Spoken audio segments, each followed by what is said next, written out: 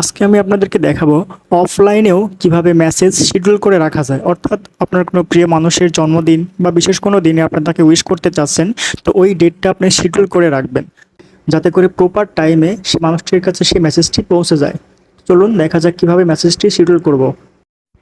তো এই অপশনটি চালু করার জন্য প্রথমে আপনি চলে যাবেন আপনার ফোন থেকে মেসেজ অপশনে। আপনার ফোনের যে মেসেজ অপশন সেটাতে দেখতে পাচ্ছেন এখানে এই যে অপশনে। এরপর এখান থেকে আপনি চলে যাবেন নিউ মেসেজে। এই জায়গাতে গিয়ে আপনি যে নাম্বার টাইপ করবেন বা যে নাম্বার যাকে আপনি মেসেজ পাঠাতে চান তার নামটা দিয়ে সার্চ করবেন। তো আমি এখানে আমার আরেকটি নাম্বারে এসএমএসটি পাঠাবো।